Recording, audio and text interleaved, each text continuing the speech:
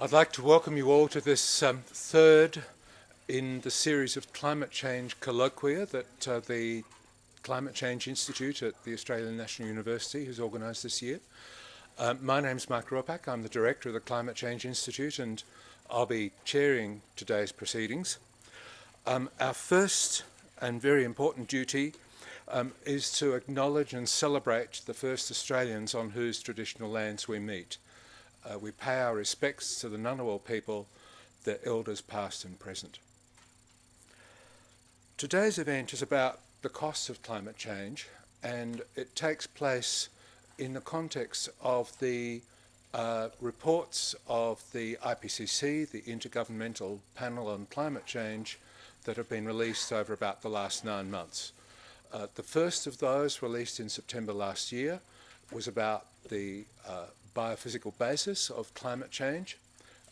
It demonstrated, in short, that we are continuing to create ourselves a very big problem in the future by actions present. The second and third, released within a few weeks of each other in March and April this year, were about the impacts and vulnerabilities of the Earth system to climate change, Working Group 2, and about mitigation to climate change, Working Group 3. And it's on those areas that we're going to be focusing today. To frame this, I'll show this picture, a sort of pyramid of discourses about climate change that I also used to frame the previous colloquium on ethics and policy. And this picture shows a set of discourses beginning at the bottom with the fundamental science of climate change, moving as we ascend up a spectrum which we could think of as a spectrum from the physical and biophysical dimensions at the bottom to the human dimensions at the top, to climate impacts, questions of adaptation and mitigation, questions of policy and economics, and at the top, the ways in which we steer our human discourse about climate change, our ethics by which we frame what we do, and the narratives by which we converse about that framing. Today we're going to be focused on the second level, the policy and economics levels, with some attention also to the top level, which of course we need to pay attention to frame our directions, and the third level, the adaptation and mitigation level, how we respond to climate change. And we'll be doing that through 3 talks. The first of those, by Frank Iozzo, will frame the costs of climate change in general terms. The second, by Mark Stafford-Smith, will look at adaptation, especially in the context of the more difficult scenarios we might be facing, 4-degree scenarios, but not only those high-end scenarios. And the third, by Howard Bamsey, will look at the practical dimension, particularly from the point of view of how we negotiate and exchange policies on costs of climate change in an international context. We'll conclude with about half an hour of open discussion. And the first talk, which we'll turn to right now, is by Frank on the costs of climate change. Frank, who I'm sure is known to just about everybody here, works on the economics and policy of climate change, particularly from its the energy economic point of view, and both the national and the international implementation of climate change policy, together with broader issues of economics, environment and development. He's been working on these things for over a decade in the Crawford School and its predecessors in the ANU. He's done a good deal of consulting and advising for international organisations. In particular, he's been a prime mover, particularly from the Australian point of view, in an important project called the Deep Decarbonisation Pathways Project, which is looking at significant decarbonisation across a spectrum of 15 countries, of which Australia is one. He has been a lead author on the Fifth Assessment report, Working Group 3, and he'll be addressing some of that work in the talk that he's going to give. Just before Frank speaks, two things. The first is that we are in fact oversubscribed today, so if people could, who have vacant seats between them in the middle of the theatre, could arrange to have those seats used, that would be really good. We also have some seats down here at the front, and of course, when all else fails, there are the aisles. But if we could take efforts to compact the room so that we can sit as many people in the seats. We normally allow I think a headroom of 20% for these events. We assume that there'll be a 20% dropout rate. We only had 3 cancellations for today's event, so our dropout rate is much less than the assumed number. The second point, just before Frank speaks, is that when we come to take questions, I will be organising the flow of questions. If you could speak up, this is both for the sake of the room, but also for the sake of me, because my hearing is bad. And in the past I've had trouble hearing questions from the floor, so if you could forgive that frailty on my part, that would be really good. One extra seat in the front here, yes. So without further ado, we'll introduce Frank, who will be speaking on the costs of climate change. Thank you very much, Frank.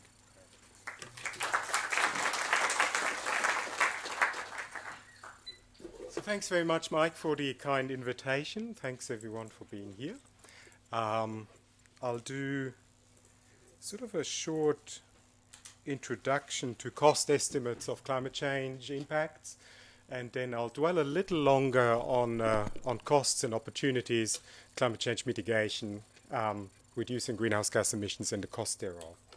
So, Mike, you've already mentioned the IPCC reports. I mean, I really only encourage everyone to actually have a look at the reports. They come in all different lengths, right? The original reports are each like 1,000 pages long, but they do have summaries, very useful summaries, I think. And I've taken much of the material that I will be showing from the IPCC reports, from the Fifth Assessment report that was released this year and late last.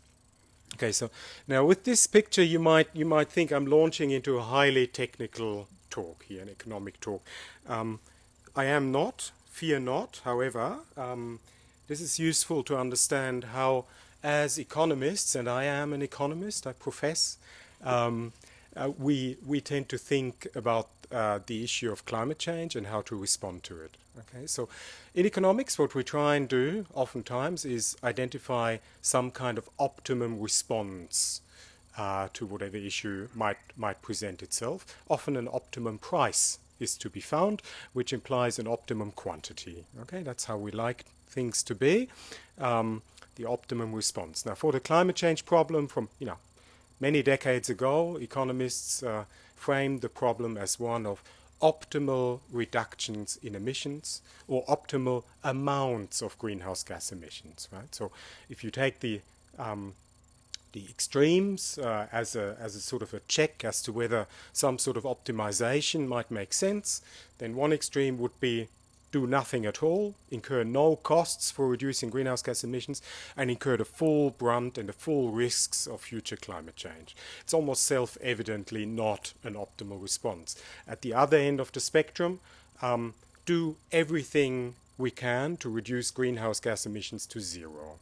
Okay? If in doubt, spend the entire effort that we can muster in the world for a very long time to change all of our activities around so they emit no carbon.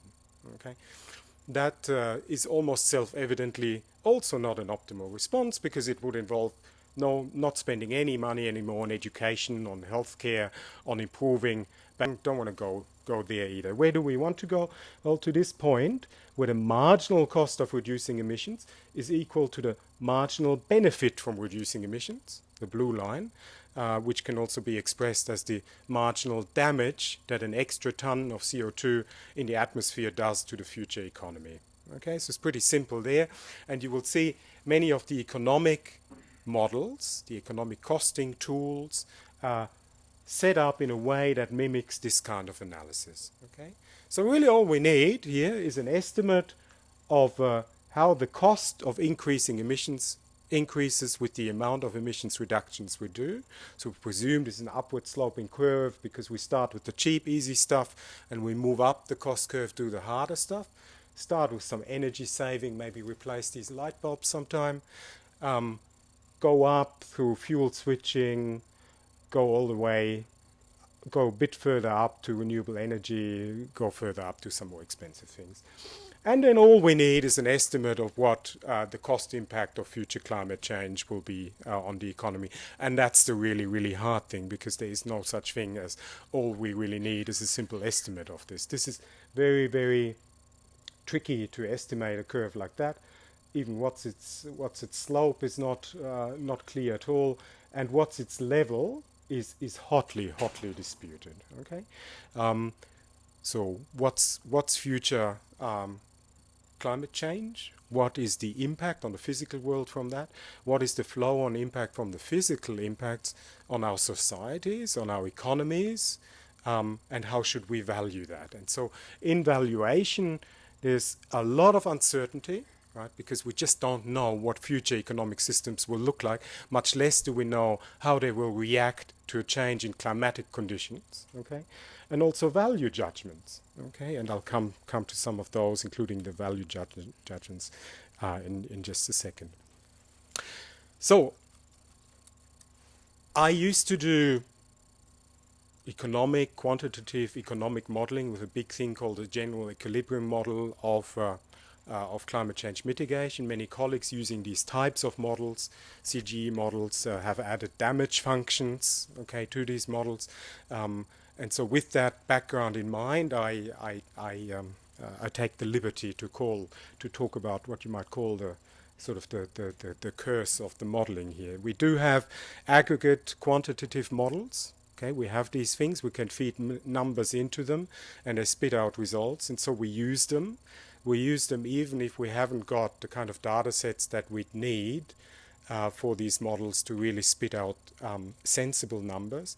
The results can be aggregated up, in the extreme case, to just a single number.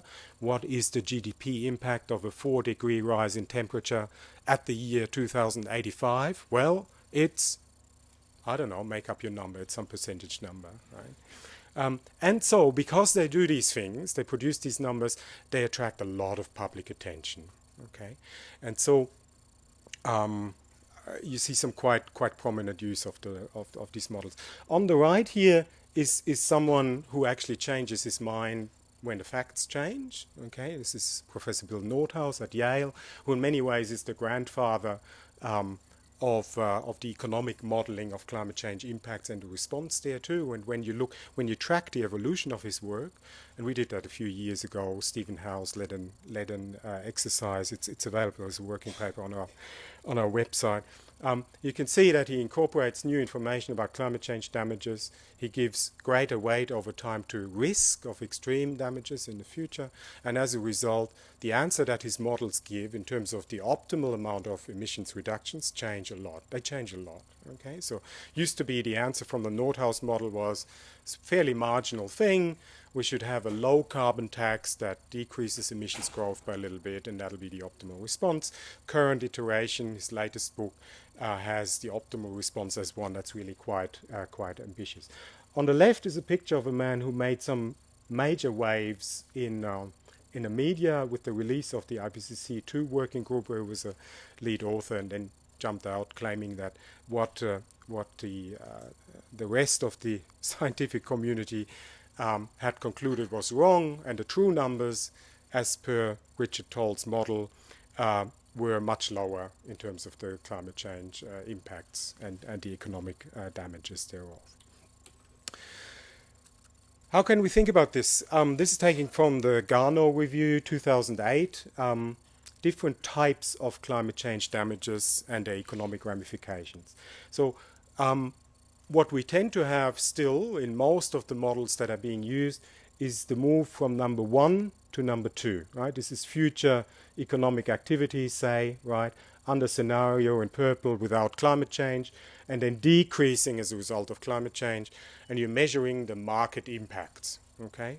So how much GDP will we lose because coastal roads are flooded, okay? We can make some projections of that. What's usually not measured is things that are not readily incorporated into market models, okay? Systemic effects. I don't think we can claim that our current economic models that we use have a good handle on how a domino type effect can happen in a society and hence an economy. Okay? We're just looking at isolated marginal changes. Risk of catastrophic impacts. Okay? So what is increasingly the worry is the risk that future climate change impacts might in fact be very, very severe. Okay? Perhaps this is a small risk, perhaps in fact this is a large risk. But if catastrophe is on the menu of possibilities, then this ought to change the economic analysis around very drastically, because we take out insurance against any number of possible risks, even very small risks, and don't really put these things into an unweighted cost-benefit analysis. Weighting of costs, okay, so the typical single aggregate number that I talked about usually just talks in terms of global GDP, global costs of impacts of mitigation, okay. So that means we've made some assumption as to how we value the future as against the present. Usually we discount future impacts. We give greater weight to impacts in the near term and less weight to impacts in the future. And also we've counted on a dollar for dollar basis impacts on all people in the world. So a house lost somewhere in a Brisbane beach suburb will be valued at $2 million, and a house lost somewhere in a river delta of developing Southeast Asia will be valued at $1,000 because that's what it's worth. Okay, so that poses some pretty difficult questions as to what is the correct weighting. Surely a one-on-one weighting is not the correct one from just about any ethical perspective that you might take to that. I'll skip over this briefly, just illustrating the point about how drastically future impacts are diminished if you apply a discount rate to them. So if you do not value, if you value the future less just because it happens in the future, not now, you can, with these long time spans involved, you can arrive at very, very drastic differences depending on what discount rate you apply.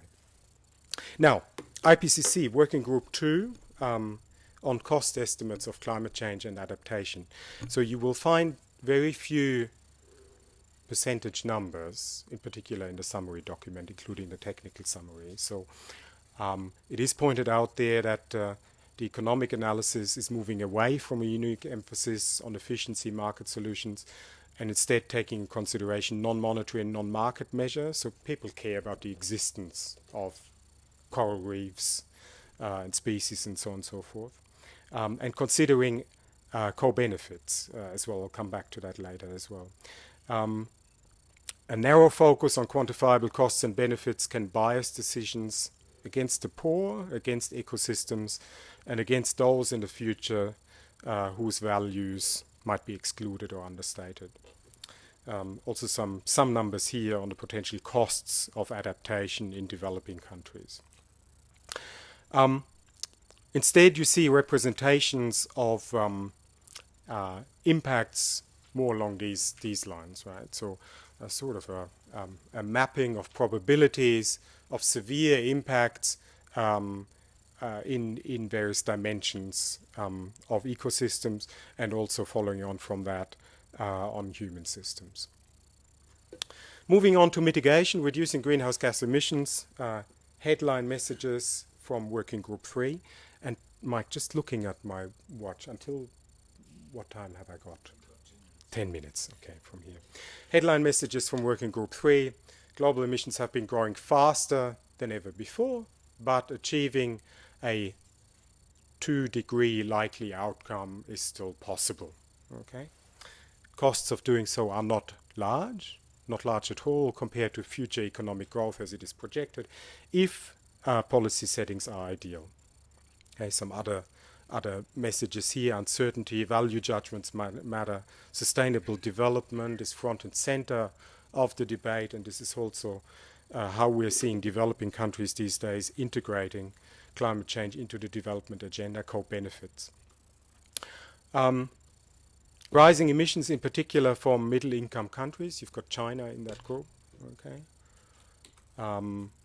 Scenarios for future emissions, okay, depending on where you want to get to in terms of temperature outcome. For the 2-degree type scenarios, you're looking on the right, and so you're looking at a peak in global emissions that would need to occur very, very soon. And if such was not the case, then you would need negative emissions sometime in the second half of the century. Now, negative emissions could be achieved by moving to biofuels, which take carbon out of the CO2 out of the atmosphere, use that to create energy, and then capture and sequester the carbon from that flow. And you would need to do that on a scale to outweigh all remaining gross emissions. According to different equity considerations that you might pose, OECD countries would be looking or would be required to have emission reductions of between 30 and 60% at 2030. Okay, so it gives you a sort of a guardrail when, as invariably we will, the question will come to a public debate of Australia's climate change target for 2025 or 2030. Carbon prices and consumption losses. Consumption losses is a type of estimate of economic impacts. Well, it depends how hard we go, and a lot of variability around central estimate as well. Just look at the blue bar there, the light blue bar for 2050 here. Right?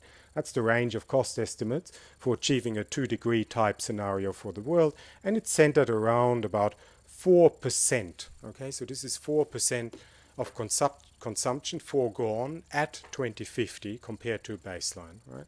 This means the world as a whole will reach the same level of consumption, namely, I think it's about a 2.5-fold increase between now and 2050, in about the year 2050 or perhaps early 2051, or perhaps the early 2052 as opposed to 2050. So it's a delay in achieving a doubling or trebling of consumption of a year, perhaps 2 years. Okay, this is a very marginal change.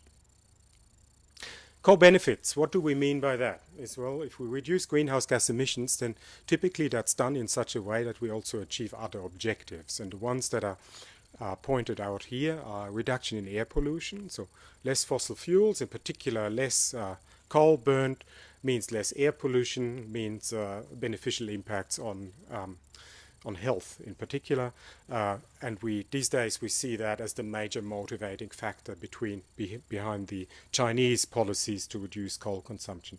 But not just that, also aspects of energy security. So if you have a system that relies less on fossil fuels, then you typically have much greater certainty about future power prices, right? Because all the cost is up front. You're not reliant on spending money on fossil fuels. You're also more energy secure in a traditional security type sense, in terms of having lesser share of imports that run your energy system, and you have greater diversity of energy supply. Spent the last 5 minutes talking about what this might mean for Australia, and give you a little bit of a sneak preview of the deep decarbonization project that Mike mentioned at the start. So sort of at a auspicious point in time in terms of Australian domestic policy, the primary sound economic policy instrument for greenhouse gas emissions having been repealed just a few days ago. I think it remains important to ask the question, so why should Australia take on domestic policy actions and take on a target for the post-2020 period. And there's a number of different layers that we can see there of possible objectives and motivations. And a very basic one is, being a reasonably good global citizen. A second one is influencing others, right? And influencing others is really shorthand here for that part of the national interest that lies in the world putting up a strong response to climate change, because really among the developed countries we're probably the most vulnerable to climate change, and so we have a pretty vital interest in everyone else acting, and we can help the others along. And finally, the transition to a low-carbon economy, because if the world makes that transition, then it behooves Australia to do so as well, or else we'll be stuck in an outdated fossil fuel economy. So flashpoints coming up here for Australia. One that we're in the midst of, the removal of the carbon pricing scheme is being noted internationally and is being questioned internationally. We will probably see that reverberate at the G20 summit in Brisbane in November.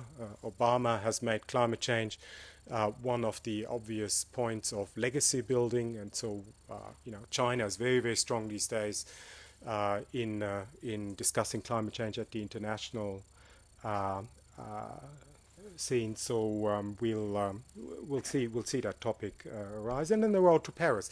Paris 2015, end of 2015, the new international climate agreement is supposed to be agreed. And in the lead up to that, in fact by May 2015, each nation is to put on the table its pledge for emissions and emissions reductions for the period to 2030. And Australia will be required to do so as well.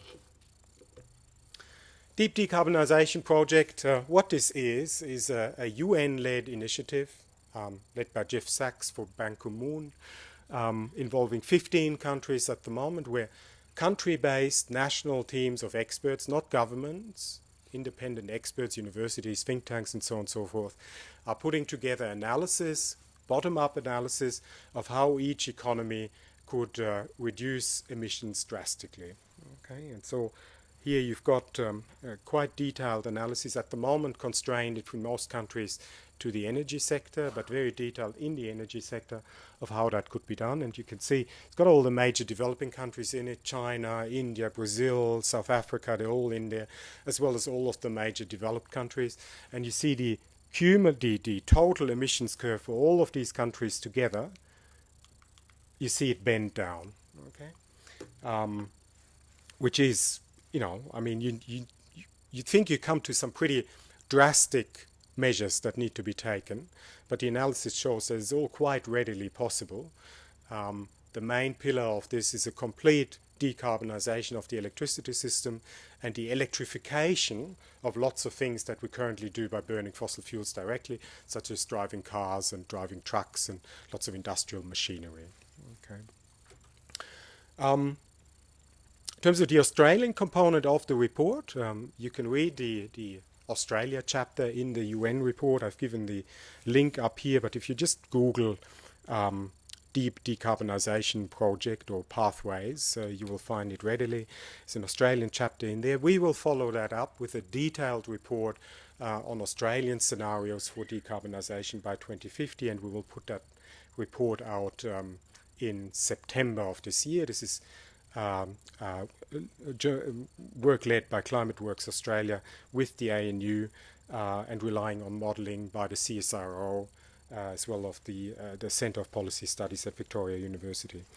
So the short story for Australia here is that what we put up is a net zero emission scenario at 2050.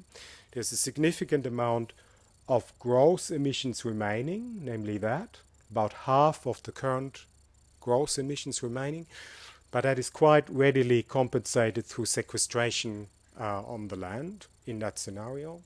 Now, in terms of the energy sector emissions reductions, you see that there's very little left from electricity, which currently provides the bulk of overall emissions. Okay, so this is all renewables with a little bit of carbon capture and storage thrown in. You could equally put up a scenario that relies much more heavily on carbon capture and sequestration.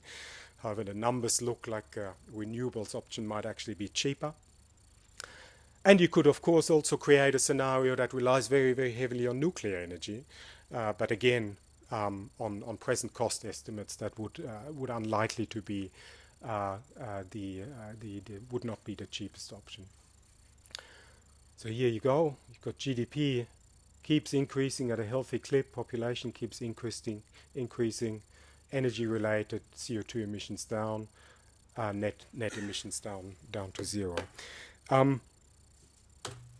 What we've done is largely a sort of a technical analysis with some of the economic ramifications. What we haven't done in this analysis is to ask the detailed question, how do you get there, right? The normal modeling studies simply assume that everything is done in the most cost-effective way, which principally means put a carbon price on everything in the economy.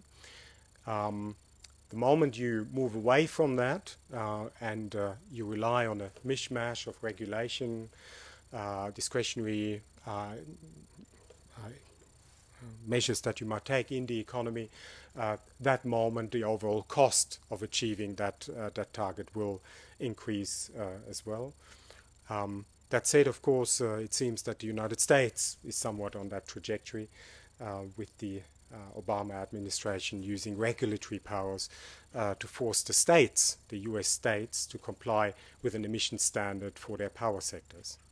Then again, at the state level, we may well see a shift back to market instruments because they're the ones who ultimately need to achieve these standards set by Obama's EPA. And many of the states will no doubt be introducing carbon pricing mechanisms where that may be the case. Okay, thank you very much.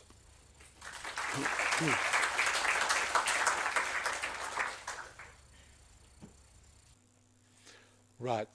Please hold all the good questions that you've got because we come back to a discussion session at the end.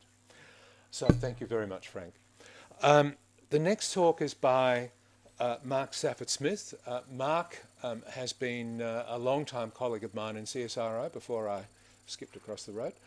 And he has done many important things in CSIRO, including recently leading the climate change adaptation flagship, one of the 8 or 9 flagships in CSIRO at the moment.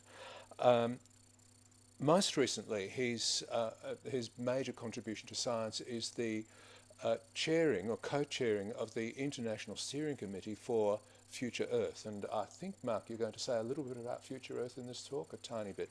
Future Earth essentially is the effort by the entire global change community of Earth system sciences, interpreted very broadly all the way from natural to human, to reinvent itself.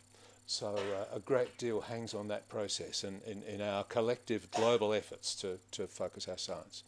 So Mark has done many, many things, beginning with a career in rangelands research based in Alice Springs, moving more recently to Canberra, working on issues to do with plant and animal biology, ecological functioning, the relationships between economic and social issues, in sustainable pastoral management, indigenous knowledge, many, many things. So Mark is going to focus today on adaptation with a cost framing for that idea, particularly in the context of a 4-degree future. Thanks very much, Mark.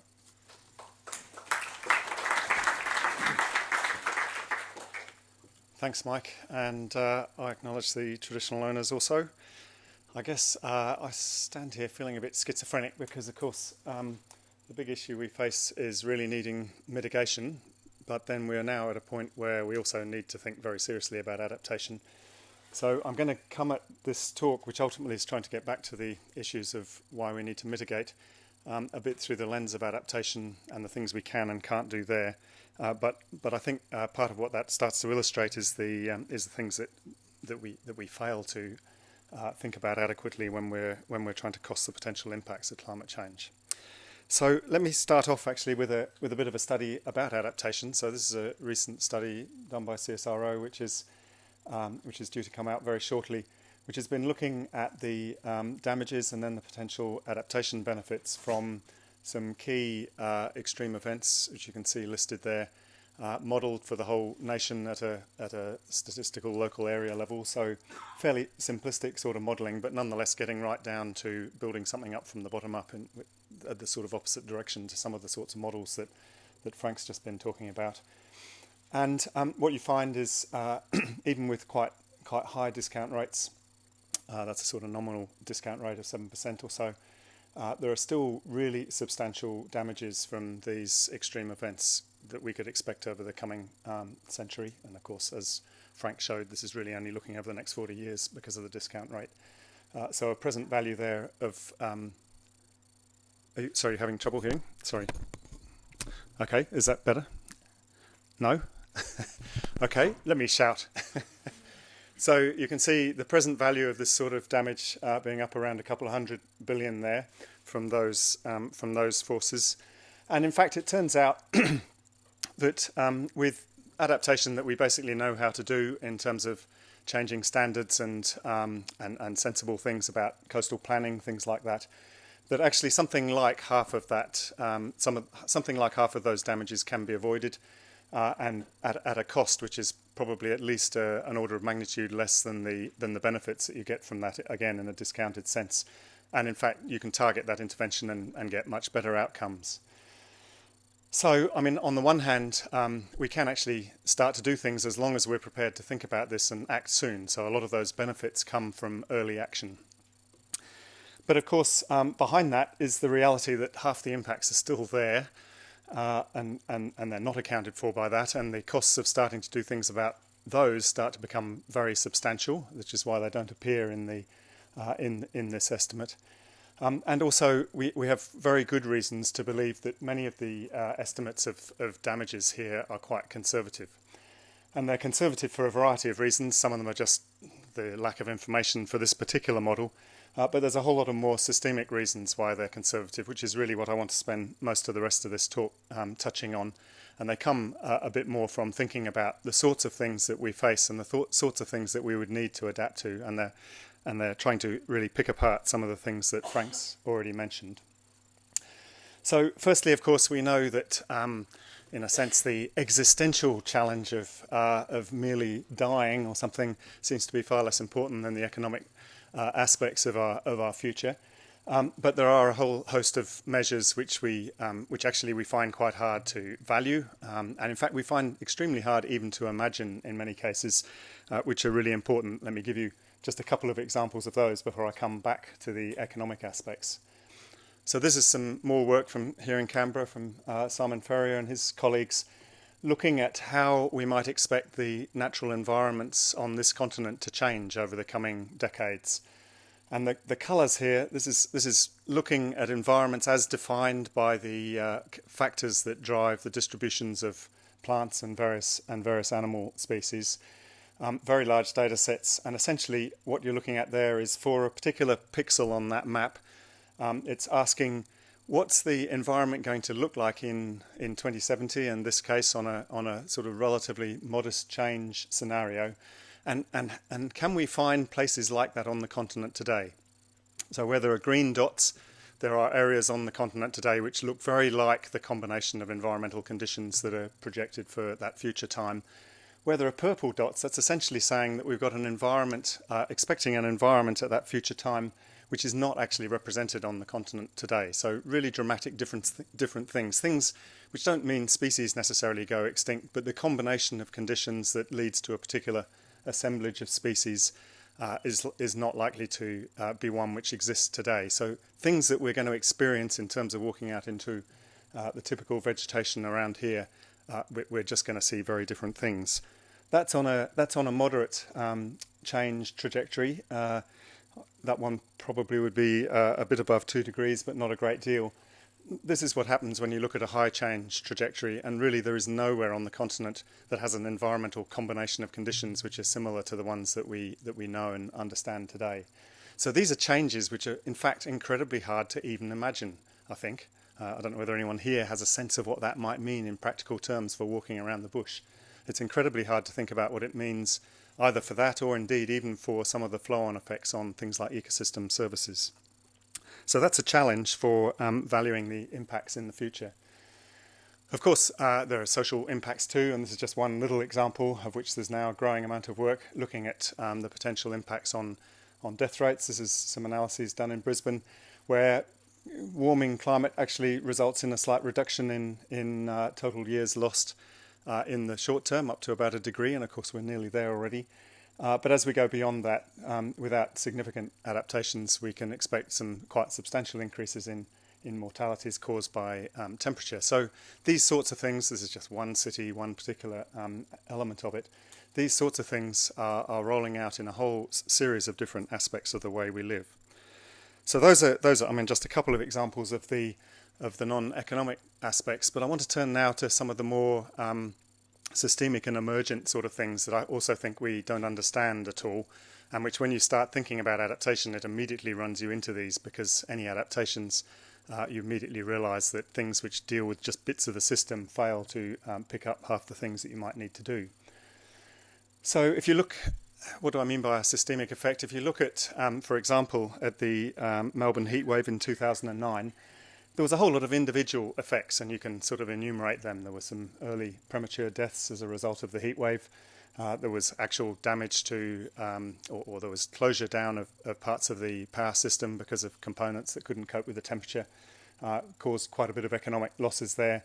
There were other damages to infrastructure, like this bent railway line down the bottom here, and other transport disruptions caused by things like air conditioning unable to function. There was damage to the horticulture industry and so on. And you could look at each of those and you can see what they are, and you could think about the adaptations for any single one of them. But the problem is really that the emergent effect of all of these things was added up to a much greater impact on the level of economic activity around Melbourne at that time. So that the sum of the parts is a great deal more, that the whole is a great deal more than the sum of the parts. And in particular, of course, in this particular case, you might look at it and say the bit of lost economic activity that came from people not getting to work, well, that'll get picked up by people doing a bit more work in subsequent days. The economy sort of balances it all out. But in fact, there are examples of these sorts of things where we know that's not the case. So, for example, the flooding that happened a year or so later in mines in Queensland actually resulted in about 3 months complete loss of production, which won't have been retrieved by the economy in any reasonable amount of time. So there are things like this which flow through not only to the sort of local and perhaps state level economic activity, but actually eventually flow through to the budget bottom line as well. So there's a diversity of these sorts of emergent issues, and when you think about the adaptation, it raises some other ones. So when we talk to water utilities, for example, and ask them what their risk factors are and what they might do about them, they come up with 3 broad categories. They come up, first of all, of course, with just water supply, but that's the thing that they normally think about, and they're pretty good at planning for. In actual fact, the water utilities are all doing this reasonably well at the moment in Australia. But the second area of risk they come up with is supply chain risks. So things where they depend on some other sector which they don't have control over, and they're dependent on that sector adapting well, but they can't be sure of that. And in particular for water, energy is a really important part, as we saw during the Brisbane floods again, where for a period of time they were unable to run pumps. Similarly, we can see from the mining industry all sorts of flow-on effects from the mining industry to other parts of the economy, which are things which are really quite hard to estimate at the moment. The other thing which the water companies will say their third area of risk factors is in assets. So Sydney Water, for example, owns about $30 billion worth of assets, which have their own problem with ageing and things anyway. But also a lot of those assets are subject to the potential for seawater incursion and the effects on deterioration that can cause. Other things like concrete actually deteriorates faster as the CO2 level in the atmosphere increases, and a number of other things, which mean that these assets need to start thinking about being upgraded as they come up for repair. The problem there is that if you just looked at each of those assets as a standalone issue, you probably wouldn't bother to do much about them until perhaps the turn of their lifetime, that might be somewhere in the 2030s. But Sydney Water knows that if it leaves all of that asset upgrading until then, they'll just run out of money to be able to do it. And that causes challenges at the moment with their regulator, which wants to keep prices down. because they don't like to be planning so strongly ahead, and slowly that particular attitude's changing. But you can see this sort of capital, oops, sorry, I hit the wrong one again. This sort of potential for competition for capital playing out in all sorts of other areas. Here's another one, which again you could easily fix as an individual case, but there's lots of these sorts of things. This is roads exposed to coastal inundation. So roads, of course, are built in general to a minimum standard above current sea level and the risk of inundation. And what you find when you look, if you track across there from the current to the 2050 exposure and then the 2100, in most states you can see that it goes up very rapidly in the second half of the century. And that's because we go over the threshold of road standards somewhere in that period. And again, a lot of these roads are little local ones managed by councils. And if they're all managed as independent projects, you probably wouldn't bother to upgrade them and do anything until around the 2030s, 2040s. But if we tried to do all of that in that decade, suddenly we would have, as you can see, thousands of kilometres of road that needed work at the same time. So, but that's just roads. That one you could easily fix just by, establishing a national view on that road network, which we partly have, but not completely, and ensuring that we're planning it in the same way as Sydney Water needs to and scheduling it over time. But actually, it's not just roads, it's a whole stack of other infrastructure. It's all the residential housing that I mentioned earlier. It's a whole raft of other sorts of things which are likely to be happening at similar sorts of times, where we could see from the point of view of adaptation some huge challenges from the competition for capital. But I don't think we're very clear about what the scale of that could be. Another sort of emergent risk comes from coincident events. So as individual events start to happen more frequently, of course, if they're randomly distributed, the chances of coincident events goes up much faster. They're rarer, but the probability of them goes up much faster than the individual events. And so that again leads to risks of increasing magnitude, but in a multiplicative sort of way there, with implications for the national budget. And you can see that starting to come through into political rhetoric concerned to target more resilience in our disaster management processes here in Australia, but at the moment not really accounting for climate change in thinking about that. And all of these things play out at an international level. So there was a study published last year which looked at protecting coastlines at a global level, obviously very coarsely looked at, but at a global level from sea level rise by a simplistic approach of basically putting dikes in where it was needed, and I mean that again turned out to have a very similar sort of rule of thumb to our national study, that you could get rid of a lot of the about half of the impacts fairly straightforwardly, but and the costs of doing so were reasonably modest. But even so, they start to add up to some several percent of GDP by the latter part of the century. So again, that's just one thing. That's just dealing with coastal infrastructure and really trying to build a picture of these things up from the bottom to give us a sense of the totality of the effect is a real issue. Another issue which becomes apparent from the adaptation side is that as long as we have uncertainty about where our trajectory is going, there are additional costs in delivering robust decision making against those future possibilities. If you think about it, out to about 2030, notwithstanding a bit of uncertainty in the climate modelling, it's not really very much out there. We can be pretty clear that we're facing particular sorts of levels of change, and we've got a reasonably good idea of what those might be, even played out to regional levels in many parameters at least. But by the time you get towards the end of the century, we've really got divergent pathways which depend on the decisions that as society we take. Now, if we knew we were going on a recovery sort of sticking to 2 degrees, then adapting to that would be relatively straightforward for the longer-lived assets that might be needing to worry about that time. If we knew, as we possibly could guess at the moment, that we were going to head along the runaway sort of 4 degrees to 6 degrees by then, it might be challenging, but at least we would know what to aim for. But we actually don't. We actually have to plan. We have to think about robust decision making with a bit of resilience across all of those possibilities at the moment for the decisions that do need to take account of that timeline. And that's an additional cost, at least in the shorter term, for adaptation until we're able to, until the pathway becomes a bit clearer. So all of these things are starting, I think, to get through to the attention of industry. there's a variety of works coming out now. This is just one example I just plucked out just to show that there's literature starting to come out on these sorts of network risks, particularly at the global level. The diagram on the left there, which you probably can't read the details of, but is an analysis from the last World Economic Forum of some of the interactions between different risks and how they might exacerbate each other or the interdependencies amongst them in a variety of ways. And this idea on the right here that you almost have a sort of chain reaction sort of possibility for some of these ones where it really can flow through our networked community is thinking which is starting to enter the mainstream, I think.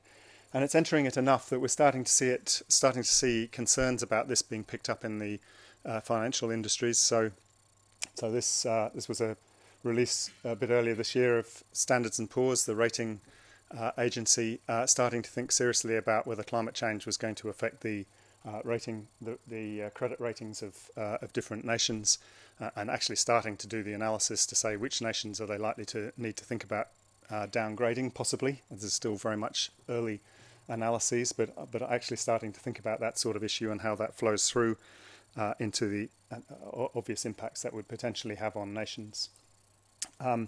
There's other things happening. The UNEP's sponsoring this inquiry at the moment into how the financial system might interact with sustainable development better and start to pick up some of these sorts of systemic issues. And perhaps most interesting to me, I don't know whether you can read this properly, but this is an effort driven by the financial industry, particularly led by the insurance industry, but it's aimed not at the insurance industry, but at the wider financial industry, in particular investment things, to really ask whether the finance industry is extremely open to risks that the insurance industry has started to deal with in over the last decade or so, since they had some pretty bad experiences in the late 90s, but which have not flowed through to the way that the finance sector operates more generally. And this is an industry-led thing which is calling for scientific input, in fact, but is actually targeted pretty directly at the UN and interacting directly with the Secretary General there. So these things are starting to hit the awareness of the financial leaders. And as Mike said, I was just going to mention a very brief bit of advertising here for Future Earth, which is this new effort internationally to coordinate global sustainability research, and which is actually starting to collaborate with some of those finance industries, for example, to insert some of the understanding that we do have into that debate. So if I can summarise where I've tried to go here, it is that I think we do have this emerging bit of a sort of rule of thumb that adaptation could alleviate about half of the impacts that we might see in certain areas in the future, at least. We seem to have a number of case studies which are supporting that, at least where climate is acting as a hazard for the future. Of course, climate actually acts both as a hazard on some things, but actually as a sort of element of productivity in others, if you think about farming or water supplies, and the same sort of relationship may not hold in that latter set of issues. And we can do that reasonably cheaply. But that doesn't deal with the other half of the impacts, which are still pretty substantial, and there are real potential for significant competition for capital even in doing the actions that we might want to do and which we think we can do when you look at them as individual issues.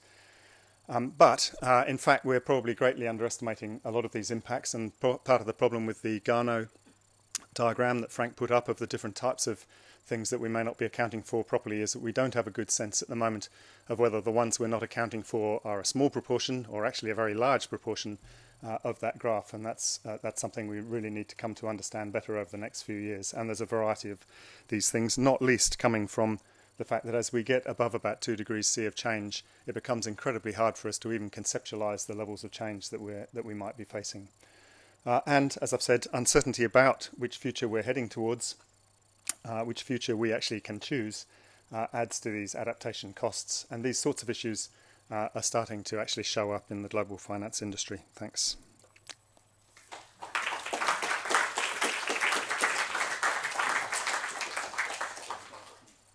And we'll now move to the third and final talk in this colloquium, which is by Howard Mamsey. We're very grateful, Howard, that you could participate in this colloquium. Howard is an adjunct professor at ANU at the Regulatory Institutions Framework, RegNet, the Regulatory Institutions Network, RegNet. His most recent posting before that was as interim director of the Global Green Growth Institute in Seoul. Before that, he's had a long career where many of you will have been aware of his work in the Department of Climate Change and Energy Efficiency and its predecessors. He's been one of Australia's leading negotiators through many generations of climate change negotiations, and that qualifies him really well to talk about the question that he will address of costs of climate change, the practical dimension. Thank you very much, Howard.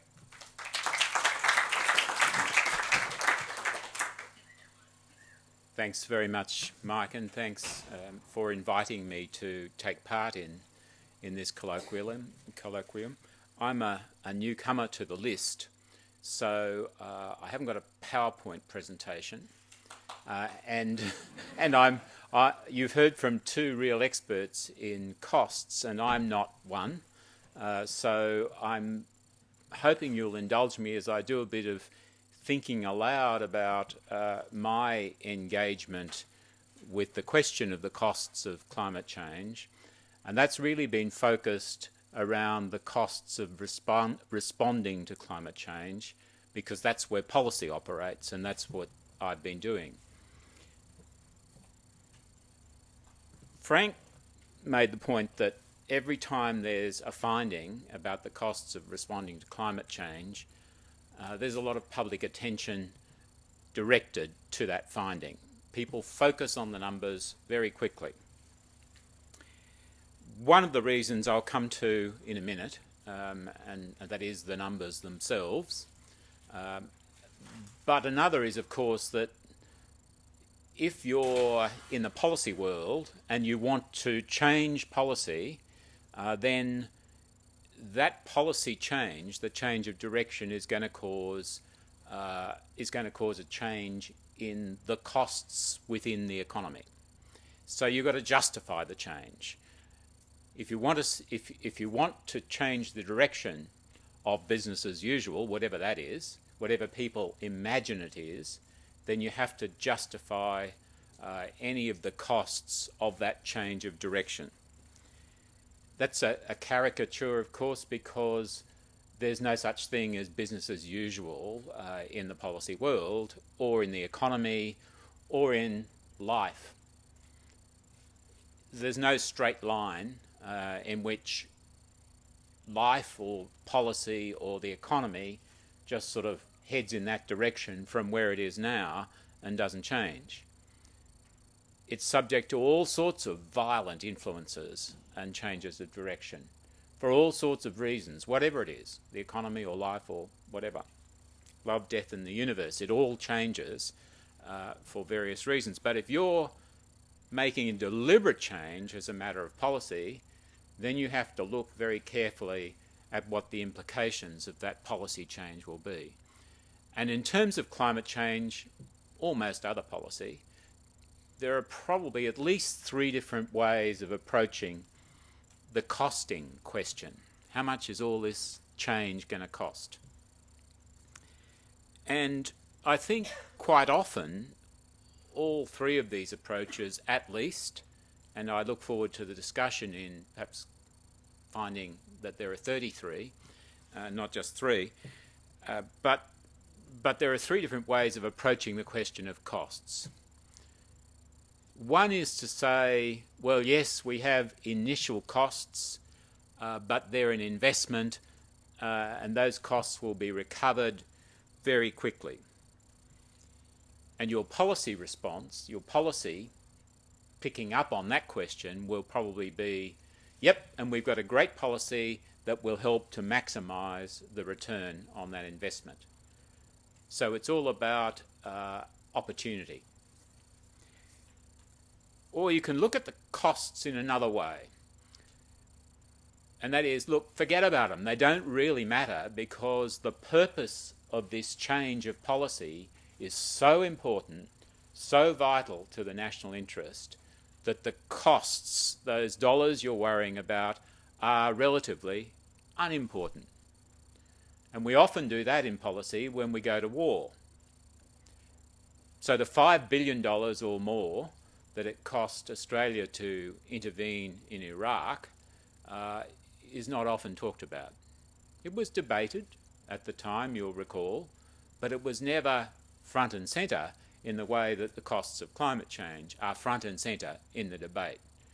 Because the purpose of going to war, whatever it was somehow understood amongst the Australian people as being of a different order from dollars and cents. Now, we were talking earlier, Frank was talking earlier about communication of climate change policy.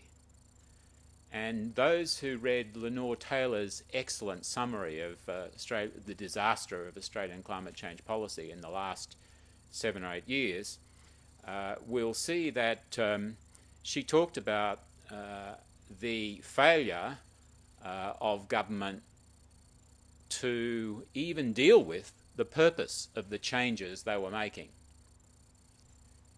So if you take yourselves back 2 years and open the Climate Change Clean Energy Future website, what will come up immediately to your eyes? Well, you weren't struck by it to the same degree that I was. It'll be, what's in it for me? It is dealing with the question that Frank addressed of how you'd be better off. But what it doesn't tell you is why we're doing it, unless you go down about 3 levels. So we're intervening, and there's a question about whether it's a great big tax about nothing, or you're worse off, or you're better off, all in the details.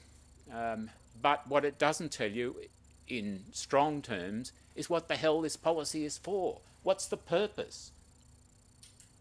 That's why in 2007 the 75% of Australians who thought that climate change was the most important international and domestic public policy issue diminished to something like 10% within a few years.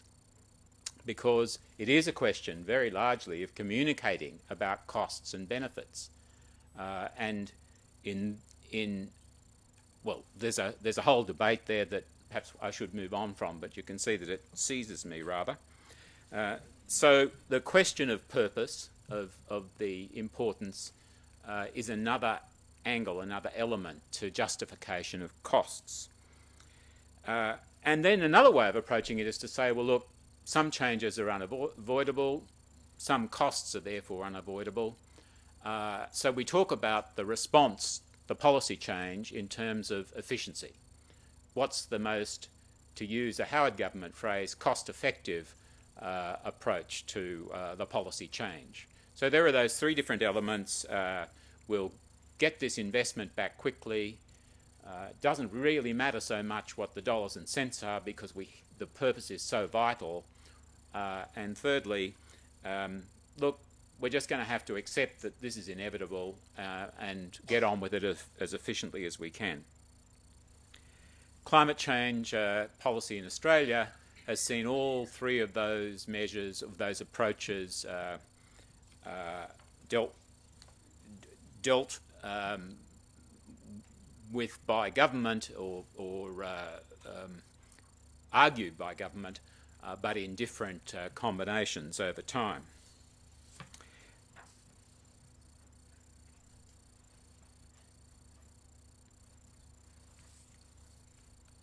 What are the costs then? What costs are we talking about? So you're a policy person and you're intervening to make a change in the future direction of the Australian economy and the well-being of Australia's people. How do you assess the costs? Well, we've heard from Frank particularly about how we assess the costs of responding, of making that intervention. He talked about the tools we use. He didn't claim that those tools were optimal, but they are the tools we have. Usually in Australia they're computable general equilibrium models. They try to quantify the impacts of intervention, of policy intervention. In general, they assume that in the economy, households and businesses will maximise their welfare. That, in other words, that they'll act rationally. And in doing that, the model represents relationships amongst the various actors and dynamics of an economy. Many years ago, in the early days, and thanks to Mike Smith for bringing this to my attention, in the early days of quantitative assessment of climate change policy, Repetto and Austin in the United States described the way this modelling works when you're looking at the costs. So the model, they used it in producing costs. They used models in producing estimates of costs as well. They said a model is a coherent set of assumptions about the structure and the functioning of the economy.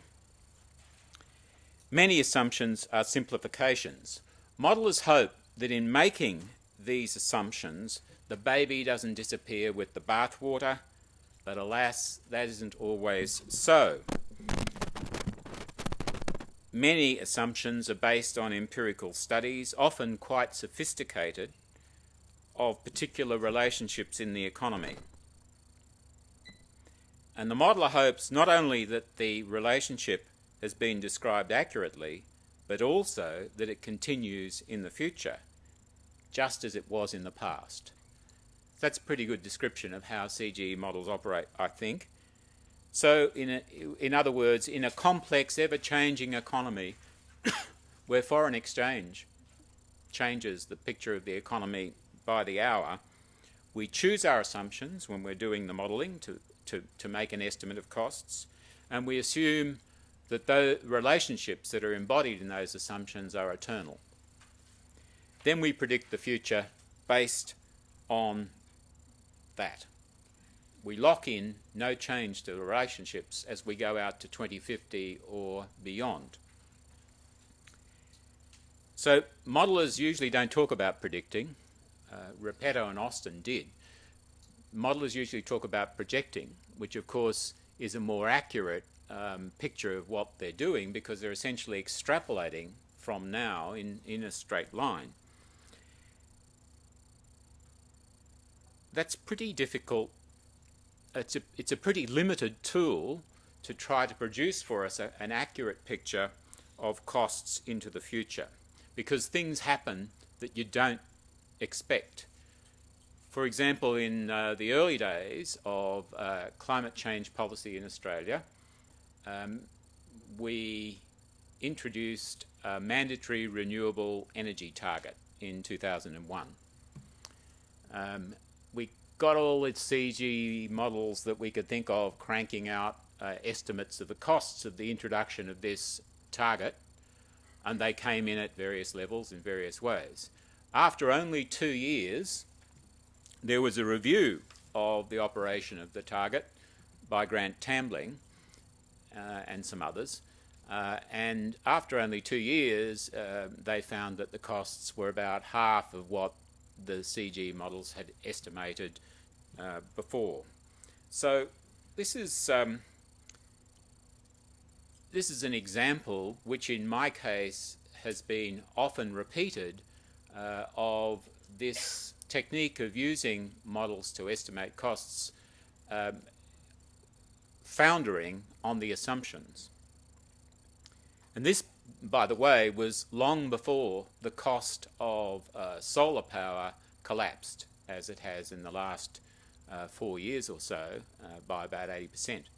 So this was in a period of relative stability of renewable costs. But even then, we got it wrong by a factor of 2. And when you're in the policy world, another question that I think makes it difficult to be sure about what costs will be and makes it hazardous to use the estimates that we devise with these tools is the numbers. I said I'd come back to the numbers. It's really a question of psychology. I've seen, and there are others here who've been my colleagues and will have seen as well, the way ministers react to numbers. If you've got a model and the model says, take all the assumptions and think about them carefully, ministers won't do that. What they'll do is they'll look at the numbers that pop out at the end after all those assumptions have been put into the black box and the handle is turned, out pop the numbers, and they will look at changes in sectors, potential changes from the intervention that you're proposing or you're considering in different sectors.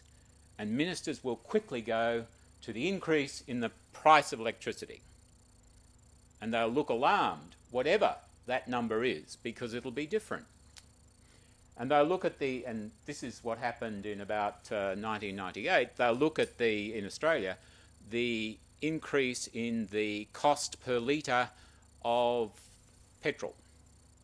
And they'll be very alarmed and they'll say, gosh, this number is very large. So they're focusing on the number itself. I want to quote another economist here who I think talked about this problem of simplification. And this is Simon Kuznets, who more or less invented national accounts as we know them now. And he was talking actually about GDP, which I also want to look at in a second. But he said this: the valuable capacity of the human mind to simplify a complex situation in a compact characterisation, a number, becomes dangerous when not controlled in terms of definitely stated criteria. With quantitative measurements especially, excuse me, the definiteness of the result suggests, often misleadingly, a precision and simplicity which don't exist. So that's what I think can often happen to people who focus on the numbers coming out of a model. They think this is reality. They've simplified everything because that's the way the human mind works. But in Australia, in policy development, we have to deal as precisely, Kuznets talked about that hazard, and as simply in economic terms as we can. We need numbers. This has got to do with the culture of public service in Australia, I think. Just a quick oversimplification and being too precise. If lawyers run America, as is commonly said, then economists run Australia, I think. And that is reflected in the way that policy is debated, discussed and developed here. So we need to come back to these models and their results as the key in assessing whether policy is likely to be successful or not. Policy change is likely to be successful. Thanks, Deirdre. So ministers, of course, like any other people, any other group of people, will always focus on the results they want that fit their biases rather than the ones that that confront their purpose. I won't go into that, but it's I think not anything that would surprise anyone in this room. But beyond that, they can also misinterpret, this is the readers of estimating, the estimates of costs can misinterpret technical points. Frank dealt with this when he explained what the real meaning of the change in GDP was.